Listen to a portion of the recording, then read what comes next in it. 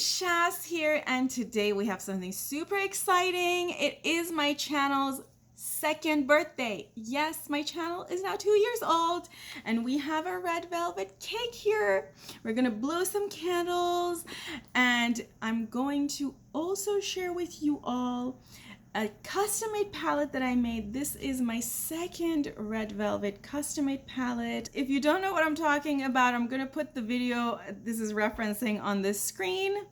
I'm gonna swatch these, and I'm also gonna do the eye look that you see. And as I'm doing that, I'm gonna share with you 6 plans for this channel in the upcoming year. If that sounds good, go ahead and give a thumbs up, and let's jump into the video. Okay, before the wax gets all over the cake, I'm gonna blow the candle. Happy birthday to my channel. And now that that is out of the way, I'm gonna say a few words about this palette and then we can begin swatching. There are 3 mattes, light, medium, dark, and 3 shimmers, light, medium, dark. They're purposefully arranged in reverse order. So the dark matte is next to the light shimmer and vice versa. We have shimmers going very multichromy to medium multichromy to just a blank shimmer. The shade that you see up here is a substitute you can use for this one. I'm going to swatch both of those in a minute, and I'm going to tell you what selection they are. But the alternative is a holochrome from Glam Shop, and I thought nowadays with holochromes being all the rage, you might want to substitute a holochrome into the palette. One other thing that was very intentionally done here was to create a palette that is distinctly different from my last red velvet palette. I'm going to put that video on the screen, and for the ones of you who are new, first of all, welcome. Second, I did the first version, which was a quad of red velvet, in my video that I did a year ago for my channel's first birthday. And the colors in that palette, frankly, can be used on top of these colors if you want to just make a larger red velvet palette, because there are no dupes or similar shades even among the 2 palettes.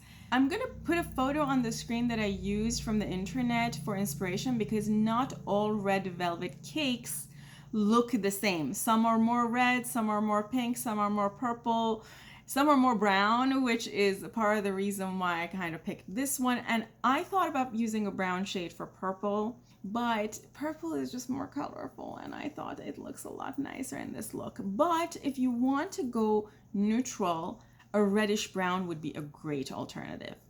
Now let's get started with the swatches. We're starting with the shimmers, and the first shade is G'day from Glaminatrix, which is, I think, the star of this palette. It's one of my favorite shades, one of my top 10 multichromes from any brand. This is one of those must-haves. If you don't have G'day, or you don't want to use G'day for whatever reason, another option is Zloty Hollow or Golden Hollow from Glam Shop, which is a gold holochrome shade. Amant or Lover is our next shade. This to me is a true red velvet color. I should have really used this in the look. Our next shade, Timber, is a circular pan from Cleona, which is a beautiful burgundy shimmer.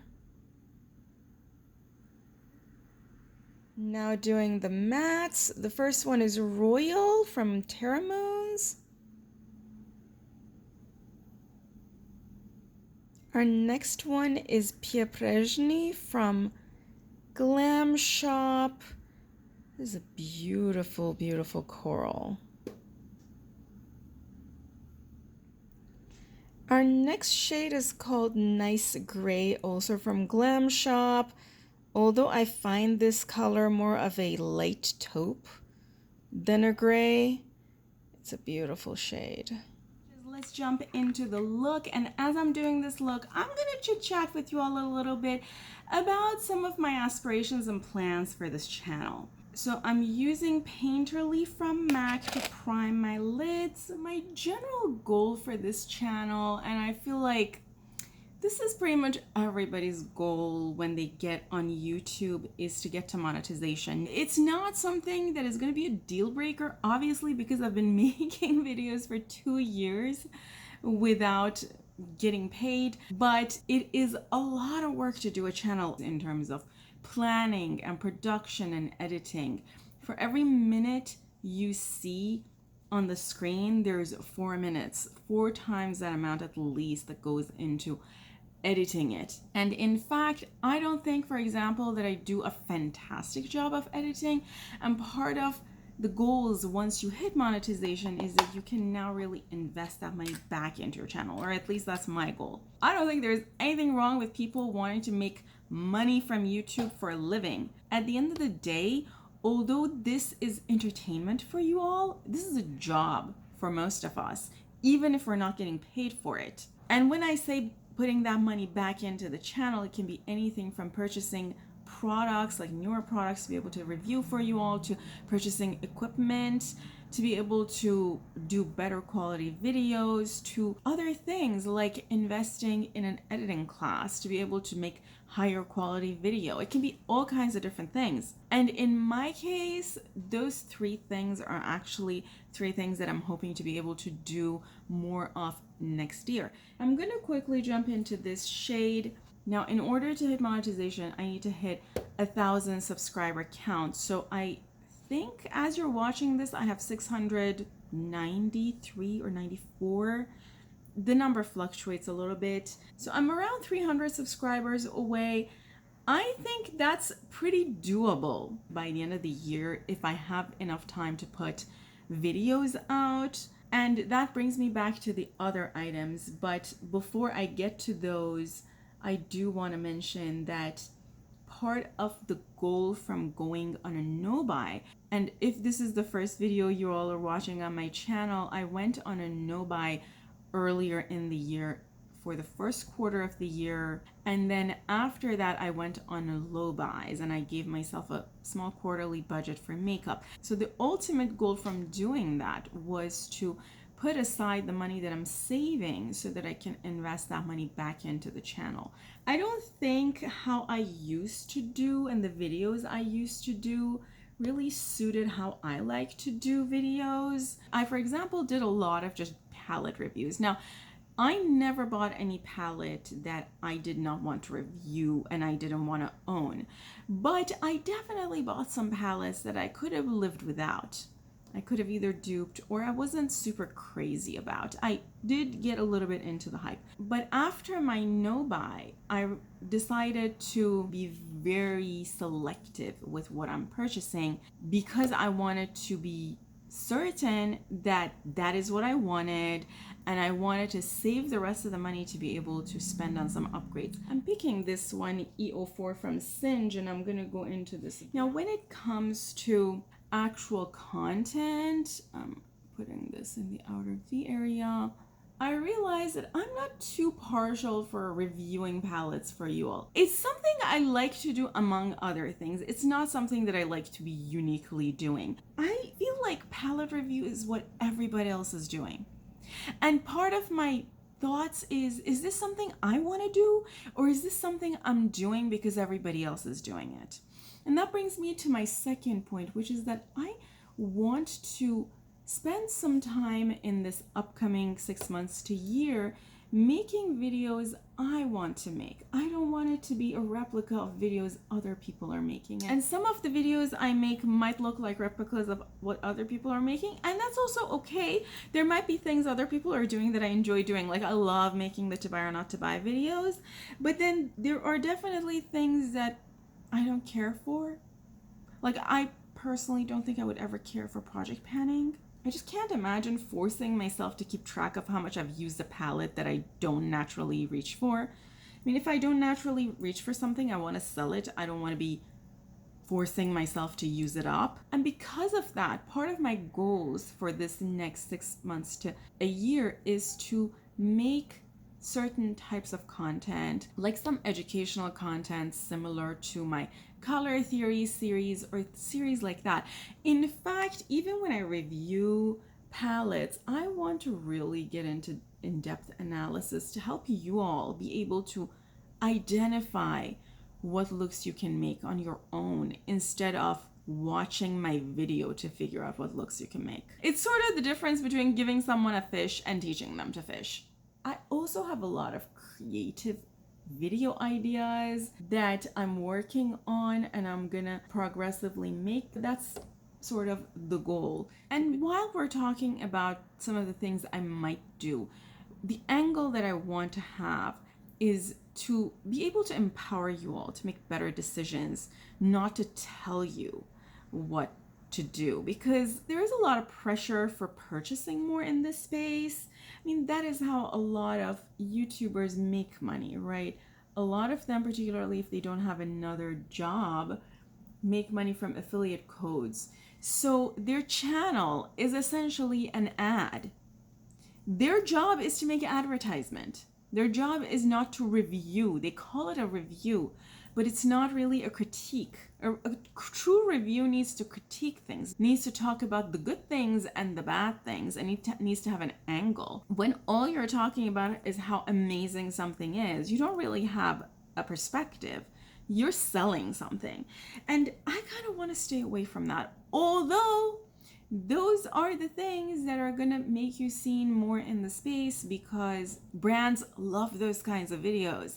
Brands love people who are talking positively about everything, because they think you can sell their products, you can convince people to buy their products, so they're going to send you stuff for free much faster. The most successful people in this space are the people who really just talk positively about all the brands, because then they don't have to pay for the material. They're going to be sent stuff for free, and they can review things before anybody else gets them, so they get more views. So it's really like a numbers game in that sense, but I don't want to play into that. I just don't have the mental capacity for that. I kind of want to have fun right now. Also, I don't really think you need to have all this makeup. Makeup is not a life necessity. You don't need it to survive. So telling people they need to buy it or they should really have it, I don't really know. Also, I'm not all for the consumerism. So my angle here is not going to be to try to force you to buy, but it's also not going to be to tell you that you don't need anything and you should never buy makeup and you should just go on a no buy for the rest of your life. But it's going to try to empower you and inspire you to use the things you have as much as you can, and try to find creative ways to steer you in that direction, like duping palettes or doing custom made palettes. And in terms of videos, my goal is to try to make at least one video a week. I would ideally like to make more than that, but you all know I travel a lot. In fact, I'm going to be going to Mexico City soon, and also back to Colorado. And because of all of the traveling, it becomes very difficult to do this and do that. I sometimes have to pre-film. I sometimes don't have the speed of upload. You all have lived through it with me, and I'm so happy you've still stuck around. Going into this one, and I'm gonna use this between the purple and that cream color, just kind of under my crease. Another thing I'm hoping to do, and I know this was also a goal last year, was to just be more active in other places outside of just YouTube long form. So doing more shorts, doing more reels, doing more other formats, maybe even doing more photos on Instagram. Now, I have definitely gotten more active on Instagram since last year. I don't remember how many Instagram posts I had this time last year, but last year in the fall I did 30 days of fall makeup looks, and I'm kind of thinking about doing it again. It was so much fun. I did a fall look every day, and I'm thinking I should do that again. But doing short form content, and not even YouTube shorts, but Instagram, which is the content that can be just 7 or 8 seconds long, is actually pretty fun. So I'm looking forward to doing more of it. Okay, I'm really liking this. One thing I thought was to use this red at the center here and then using the orange here, but I feel like that might be a little too much. Maybe I should just use the orange. Yeah, let me just use the orange because I feel like that's just a little too much. Using BH's Base Booster. Also, I'm wearing Smedge Haze on my nails. And for this one, I'm wearing a Boop over it as they had recommended. I'm wearing like 3 layers, I think. It's a beautiful, beautiful shade. I think I'm gonna do a reel of this because I don't think you can see all the shifts. We have the holochromatic if you want to substitute that one, but I'm gonna use G'day from Glaminatrix because I just love this. Oh, this is like a beautiful shade. And it's gonna, I'm in love. I'm in love. And while we're talking about plans, friends, if there are any types of videos that you want to see more of, or if there are any types of videos that you want to see that I don't even do, let me know in the comments below. I still owe some of you some dupes of palettes, I know, because we've talked about them before. You all send me some recommendations for dupes, and they're in my backlog of dupes to do. I also want to do more comparison videos. I know that is one of the videos you guys really liked. Videos that involve a lot of swatches, particularly if I have to video from different angles, it can take a long time to do. But when I say I'm looking for investing in better equipment, part of it is that I know I'm going to be doing a lot of swatch of close-ups and dupes and things like that, and I really want the camera that I use to be able to capture those. This doesn't exactly remind me of Red Velvet. Maybe I should have used some of the red, but I love it. I love it nonetheless. And like, you can't use G'day and not look like $1,000,000. You just can't. Okay, so this is the completed look. I put some of Pasadena from Ofra Long Lasting Liquid Lip on my lips, and as always, there is going to be a close-up of this look in a reel on Instagram. It's probably going to go up soon if it's not up by the time I post this video. I'm now gonna go and have some cake. Thank you for being here with me. It's because of you all's support and likes and loves and comments that I'm still here making videos. So thank you so much for that. I love you all. Have an amazing day, and until next time, bye.